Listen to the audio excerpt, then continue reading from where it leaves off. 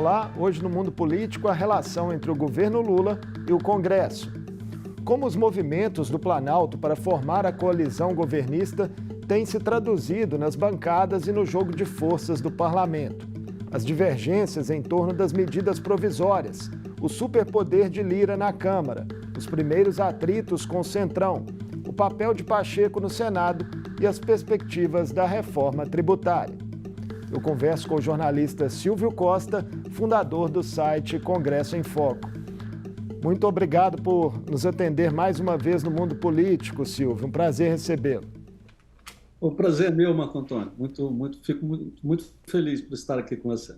Silvio, há uma expectativa, de que a distribuição do comando das 30 comissões permanentes da Câmara seja concluída esta semana. Por que essa costura demorou tanto e pode levar mais tempo?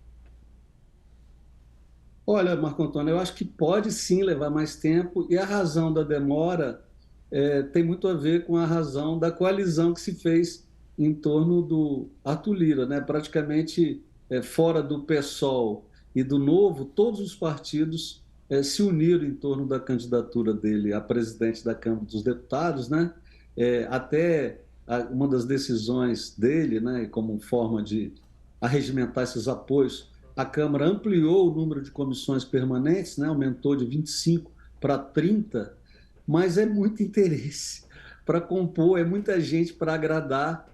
Então, assim, eu acho que a definição das comissões, no caso da Câmara, pode sim se arrastar para outra semana, ou talvez até para mais de uma semana. No caso do Senado, a coisa está mais próxima de uma definição. E vai ficar gente insatisfeita, invariavelmente, a tendência é essa?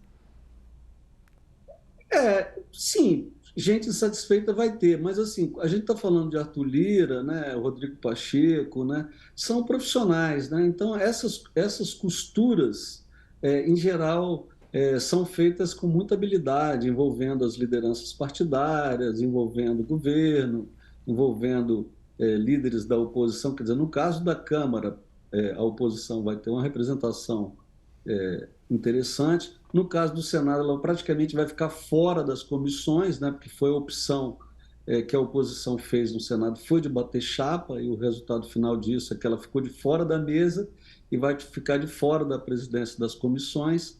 Mas eu acredito que, embora seja um processo demorado, tenso e que não agrade a todo mundo, a tendência, estando a coisa na mão de profissionais, né, como é o caso, a tendência é das coisas se arrumarem razoavelmente bem. Tem uma articulação, inclusive atribuída a Arthur Lira, que chama muita atenção, de que o PL teria renunciado ao seu direito de pedir a primeira comissão para o PT ficar com o comando da Comissão de Constituição e Justiça. A oposição, por sua vez, com o PL, ficaria na FFO. Isso tudo ainda é fruto daquela aliança em torno da reeleição do presidente da Câmara?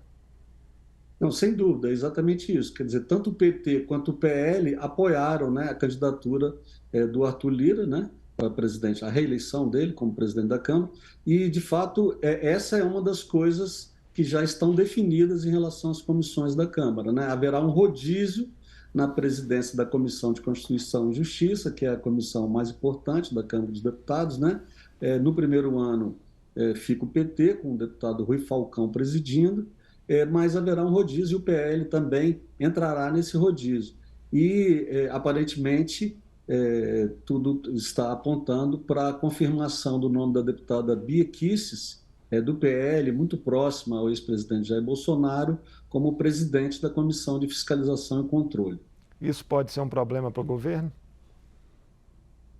Olha, eu acho que sim, pode ser um problema para o governo, né? Agora, de maneira geral, o grande problema do governo não está na oposição, não é? Porque se a gente analisar os números, você tem, assim, de oposição para valer, você tem, se você contar, por exemplo, os 99 deputados do PL e os 3 deputados do Novo, você tem na Câmara dos Deputados 102 deputados realmente de oposição. Quer dizer, embora não seja muito assim, porque alguns do PL votam com o governo e tem parlamentares de outros partidos que votam contra, né?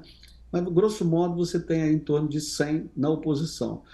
O governo, juntando 12 partidos, quer dizer, todos os partidos que estão representados no governo, exceto União Brasil, que tem 3 ministros, mas se considera independente, né? Tem uma questão aí mal resolvida nas relações entre o governo e União Brasil, mas aí o governo ele tem em torno de 220 deputados, um pouquinho mais, 223, se não me falha a memória, é o número de parlamentares ligados a esses partidos que estão representados no governo, exceto União Brasil. Então você tem aí uma sobra de quase 200 deputados que de fato são a grande questão a desafiar o governo. São 188 deputados, né? Aí são do PP, do O Republicanos, chamado Centrão, né? e grande parte, em sua maioria, do Centrão, não só Centrão, porque você tem aí no meio aí PSDB e Cidadania, por exemplo, né? Mas em sua grande maioria são os parlamentares do Centrão, sobre os quais o presidente da Câmara, reeleito Arthur Lira, tem uma imensa influência, não é? E aí a grande questão do governo é se acertar com esse grupo de deputados. Então, assim, o governo obteve vitórias, né? Inclusive na legislatura passada, ainda na aprovação das medidas necessárias para o governo cumprir suas promessas principais de campanha, houve a colaboração, houve a participação do Centrão, mas isso é uma negociação em curso. Não é? Por exemplo, o Supremo derrubou as emendas do relator. Não é? Então, você tem, no orçamento agora de 2023, quase 20 bilhões de reais que estavam destinados a emendas do relator, né, que eram aquelas emendas que deram origem à expressão de orçamento secreto pela falta de transparência, né, dessas emendas, né, que não indicam o nome do autor, etc. E aí você tem que acertar com o Centrão uma nova forma de distribuir os recursos de emendas. Já há uma indicação do governo de que quer conversar, quer negociar, quer conciliar. O Lula mudou completamente o tom em relação a esse tema, né? Na campanha eleitoral ele dizia que era uma excrescência, que não ia acabar com isso, etc. De fato, o orçamento secreto, em tese, acabou. Mas a possibilidade dos parlamentares que apoiam o governo utilizarem o orçamento como moeda política, como forma de fazer obras em suas bases eleitorais, indicar prioridades orçamentárias, etc., isso certamente não vai terminar e se busca uma nova composição. Vai Uma entrar outra outra coisa no lugar, forma né, Silvio? Vai entrar outra coisa no lugar do orçamento secreto, né? Não vai ficar esse dinheiro solto sem destinação. Sim, as emendas do relator, tal como existiam, acabaram, né? O Congresso fez até uma tentativa ali, na véspera do julgamento do Supremo, aprovou uma resolução tentando manter as emendas do relator. Não deu certo, as emendas do relator caíram. Mas, assim, a ideia é que os parlamentares continuem tendo acesso a uma parte grande, generosa do orçamento, como forma de afirmação de sua legitimidade política, né, de seu prestígio eleitoral em suas bases. Um outro tema que também provoca muita atenção, né, Marco, é a questão da composição do segundo escalão. Não é? Você tem ainda muitos cargos de segundo escalão não preenchidos. Não é? Então, assim, a ocupação de espaços no governo é algo que não está ainda resolvido plenamente. E aí, obviamente, tem também uma pressão aí dos parlamentares ligados ao Centrão de ter uma posição, quer dizer, alguns explicitamente querem estar no governo, outros não querem estar no governo para manter uma suposta independência, mas querem ter o acesso ao orçamento. Então, assim, tem um conjunto de negociações em andamento que indicam que essa coisa de obtenção de maioria no Congresso não é um negócio simples, mas que todo mundo já entendeu que é absolutamente essencial.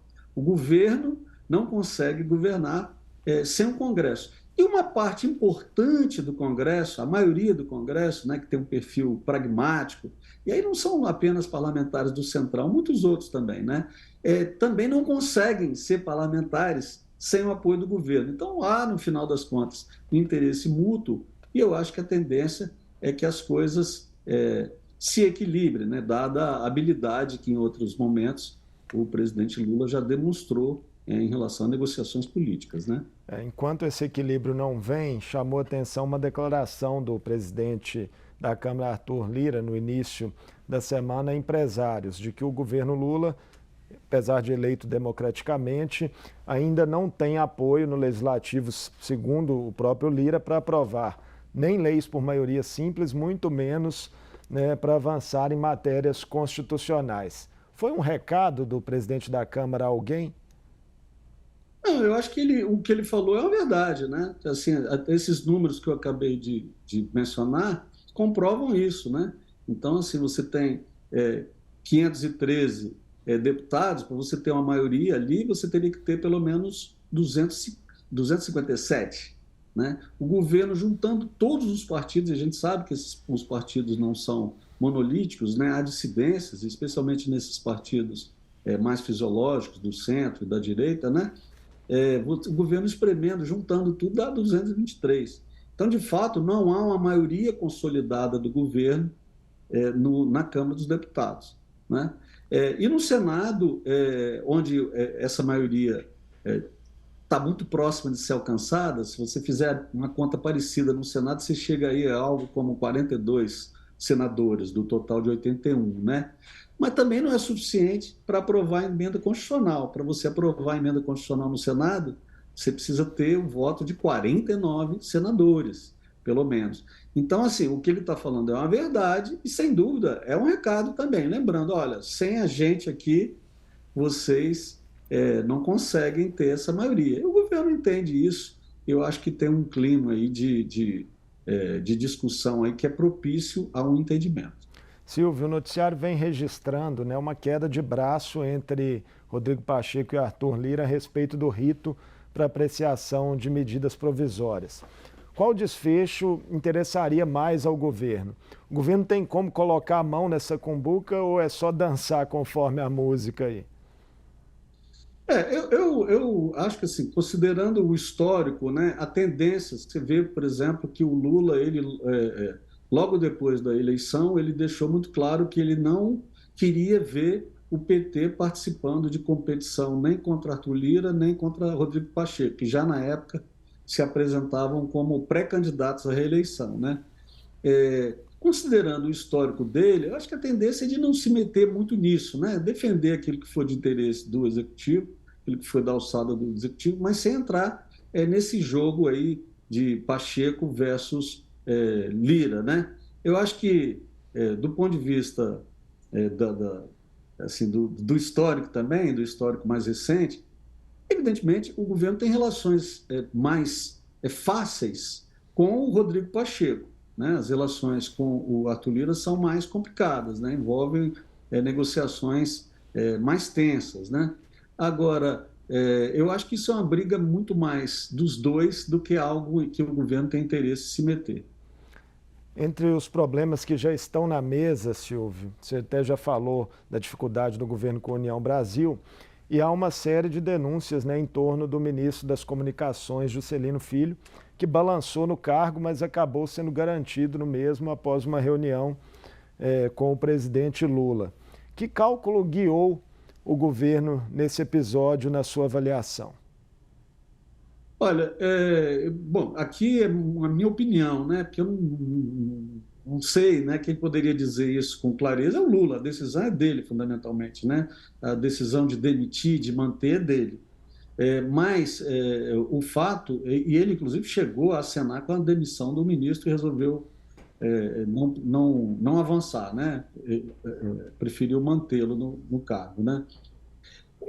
O que eu vejo é o seguinte: há um quadro, do ponto de vista da institucionalidade, muito frágil, né?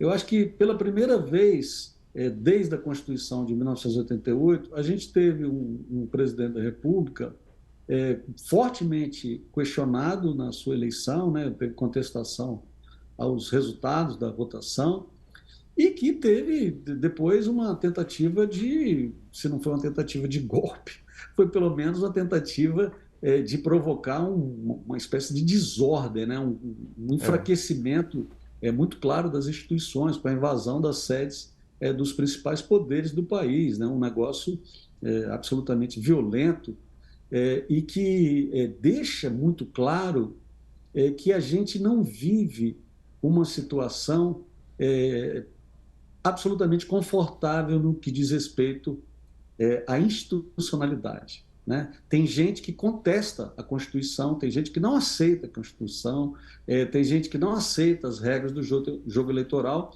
e é uma parcela expressiva da população que pensa assim, ainda que os atos, né, de 8 de janeiro tenham sido rejeitados pela esmagadora maioria da população, a gente percebe, não, mais de 90% são contra o ato.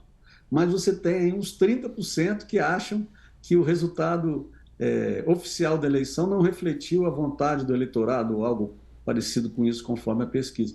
Então, assim, é um quadro de fragilidade institucional. Né? E é um quadro de fragilidade institucional que envolve setores do próprio Estado brasileiro. Né? A gente ficou ali um tanto chocado, né? Muitos ficaram, eu fiquei com o comportamento das forças de segurança e das forças armadas no 8 de janeiro. Né? Então, a gente viu assim, que a gente tem uma questão aí muito séria a resolver do ponto de vista da confirmação dos valores democráticos, da garantia de cumprimento da Constituição, junto até mesmo setores do Estado brasileiro, né? Das polícias militares, o Exército, etc. Então, eu imagino que o governo não esteja querendo jogar no risco. Quer dizer, uma Ter um seara. problema a mais, ter um problema a mais nesse contexto que você descreve. Exato. Ele precisa do Congresso. A pauta do governo é fundamentalmente uma pauta que depende da aprovação do Congresso. Sem o Congresso não consegue seguir adiante. A grande prioridade do ano para o governo é aprovar a reforma tributária. Não é? Então, assim, eu acho que há uma tentativa de minimizar os conflitos, né? De administrar as questões que vão surgindo da forma mais tranquila possível, né? De forma a provocar o mínimo possível de barulho. E aí você tem a situação aí de ministros com sérios problemas, né? Com acusações graves, e o governo não toma uma ação, né? Porque tem medo de que isso prejudique a sua relação com partidos que estão ali com um pé no governo, o outro fora, né? Não é uma situação ainda plenamente segura. É um caso parecido, talvez seja o do PSD, né, que no Ministério de Minas e Energia, inclusive ocupado por um mineiro, né, o ministro Alexandre Silveira, figuras proeminentes do PT andaram reclamando de a permanência, né, ali em cargos no Ministério de integrantes da gestão anterior. O PSD, que também faz parte da base de governos estaduais de oposição, né, em São Paulo, em Minas Gerais. Essas reclamações tendem a ficar, por isso mesmo, dentro da mesma lógica que você explicava que o governo pode ter adotado em relação à União Brasil, também, o governo também optar por administrar esse problema para não criar mais uma dificuldade com o partido que é aliado? Olha, eu acho que o governo não quer comprar briga com esses partidos de centro-direita, sabe? Eu acho que não é do interesse do governo comprar briga com esses partidos, até porque algumas coisas que vêm aí são complicadas de aprovar. Vamos pensar aqui na reforma tributária. Até aqui a gente tem falado muito de reforma tributária genericamente, sem fazer a discussão de mérito. Mas na discussão do mérito, a gente vê que os problemas aparecem. Então, por exemplo, Interesses regionais difusos, né? Cada estado com sua pauta. eu acho que em relação à reforma tributária, né, e às sinalizações que tem havido com relação ao texto que ainda será apresentado pelo governo, já há alguns setores demonstrando incômodo.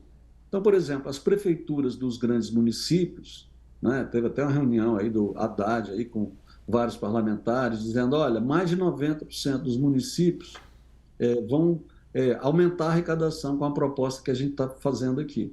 Aí, pô, já teve alguém que observou, então vai ter alguém que vai perder, vão ter aí 10%, quem que vai perder? Né? Então, você vê já essa questão aí dos grandes municípios, das prefeituras de cidades de maior porte. Você vê, por exemplo, o setor de serviços muito mobilizado, preocupado, porque se entende que vai diminuir, possivelmente, a tributação da indústria, mas pode haver um aumento da tributação para a área de serviços. Então, são coisas complicadas de aprovar, né? Há uma demanda, principalmente dos partidos de esquerda, para que seja aprovada uma reforma tributária com um corte mais social, né? Com tributação sobre ricos, tributação sobre herança. Não parece haver nenhuma movimentação do governo para aprovar alguma coisa desse gênero, então já é tensão dentro da própria esquerda, né? Então, assim, ele precisa de capital ao centro e à direita para aprovar algumas coisas que são de difícil assimilação dentro até mesmo do PT e de partidos que tradicionalmente apoiam o PT. Então, assim, tem um cálculo político aí que o presidente Lula sabe fazer com muita competência, né? E tem gente em volta dele que também sabe, né? Que eu acho que segura o governo em relação a certas decisões, né? O governo se contém, pensa 1000 vezes antes de tomar atitude contra um desses partidos que ainda nem chega. O caso da União Brasil é impressionante, porque tem 3 ministros, né? Mas se comporta como se fosse um partido independente.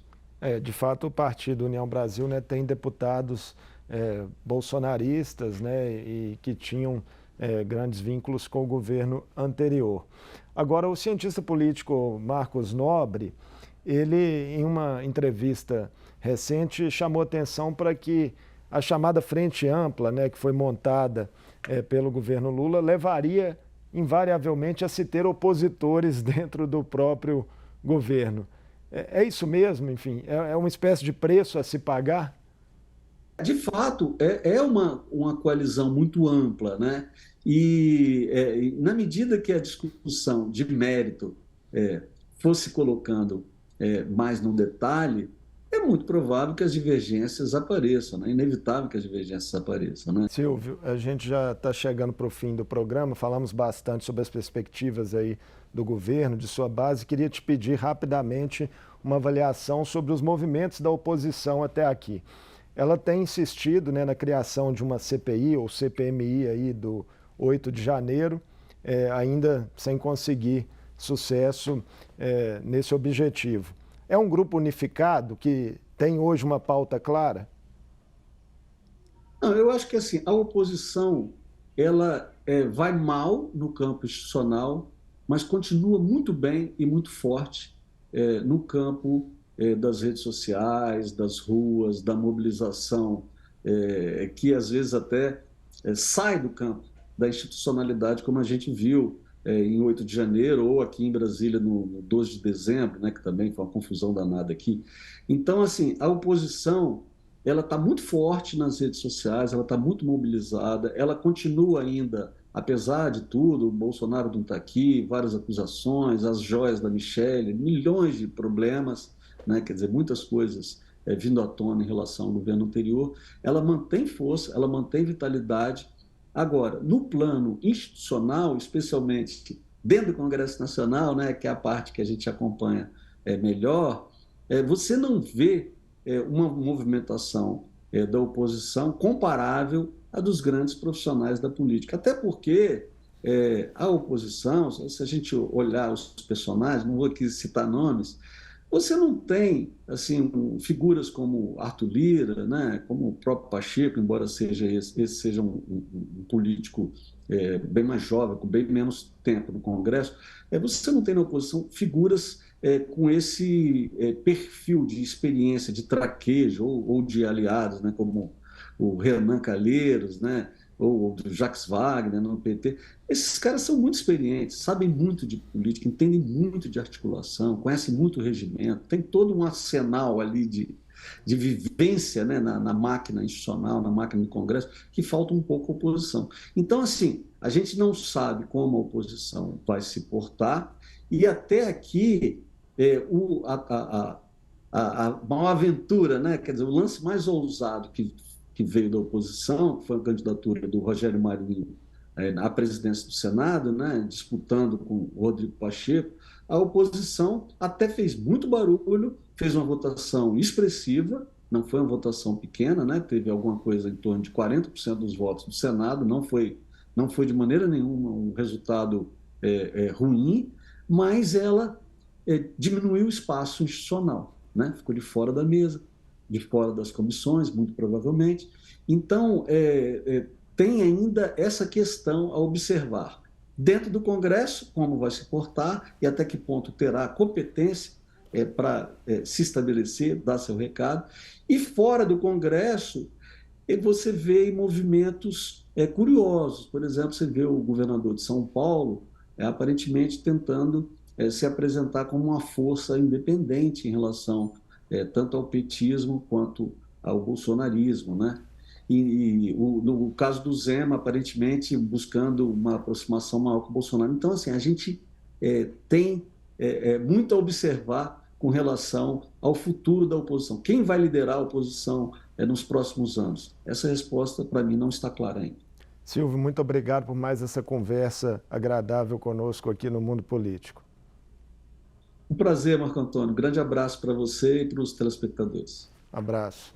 Eu conversei com o jornalista Silvio Costa, fundador do site Congresso em Foco. Ele avaliou os movimentos iniciais na relação entre o governo Lula e o parlamento, as divisões das comissões, divergências na frente ampla e as perspectivas de avanço de pautas prioritárias do Executivo. O Mundo Político fica por aqui. Obrigado por nos acompanhar e até o próximo programa.